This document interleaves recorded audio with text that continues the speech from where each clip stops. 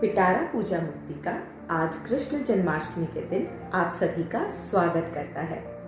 कृष्ण जन्माष्टमी यानी श्री कृष्ण का जन्म उत्सव और मैं पूजा मौसी आप सब के लिए आज लाई हूँ श्री कृष्ण और बलराम की एक बहुत सुंदर कहानी जो आज के समय में हम सभी के लिए अत्यंत प्रासंगिक है। तो आइए सुनते हैं कहानी कृष्ण बलराम और राक्षस की। एक बार कृष्ण और बलराम किसी जंगल से गुजर रहे थे। चलते चलते रात हो गई तो दोनों ने वहीं ठहरकर रात बिताने का निर्णय लिया। कृष्ण बोले, बलदाऊ, पहले मैं सो जाता हूँ और आप पहरा दीजिए, फिर मुझे उठा दीजिएगा और मैं पहरा दूंगा। ये कहकर कृष्ण सो गए और बलराम पहरा देने लगे। अंधेरे में अचानक बलराम को एक आकृति अपनी ओर आती हुई दिखाई दी। बलराम डर गए और आकृति एक राक्षस बनकर उनकी ओर बढ़ने लगी। बलराम और भयभीत हो गए। और ये क्या, राक्षस तो और बड़ा होता चला गया।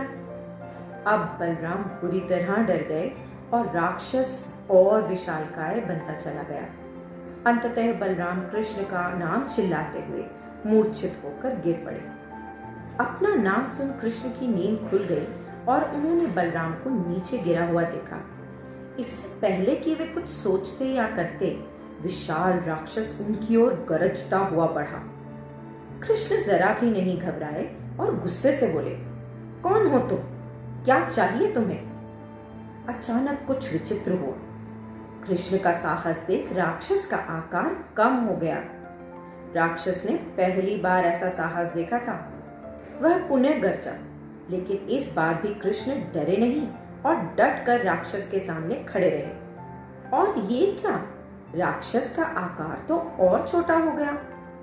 राक्षस ने कृष्ण को डराने का एक अंतिम प्रयास किया और पूरी ताकत से चिल्लाया, पर कृष्ण मुस्कुरा उठे और फिर से बोले, अरे बताओ, क्या चाहिए तुम्हें?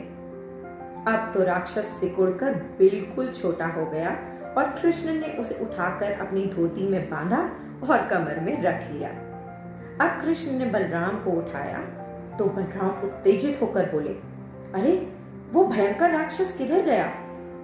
कृष्ण ने अपनी धोती की गांठ में से अंगूठे बराबर राक्षस को निकाला और बलराम को दिखाया तो बलराम चकित रह गए। अरे ये इतना छोटा कैसे हो गया? तब कृष्ण बोले कि जब हम किसी विपत्ति से घबरा जाते हैं तो वह बहुत बड़ी लगने लगती है, लेकिन जब हम उसका डट कर सामना करते हैं तो वही छोटी हो जाती है और हम उसे नियंत्रित कर पाते हैं। कितना सच है ये।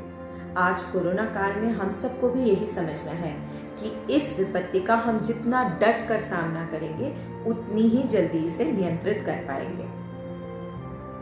आशा है ये कहानी आपको अच्छी लगी होगी और आप इसी तरह हमें अपना प्यार और प्रोत्साहन देते रहेंगे। इस तरह की कई और कहानियां और कविताएं सुनने के लिए हमारे चैनल पिटारा पूजा मुक्तिका को लाइक कीजिए, शेयर कीजिए और सब्सक्राइब करना बिल्कुल मत भूलिए।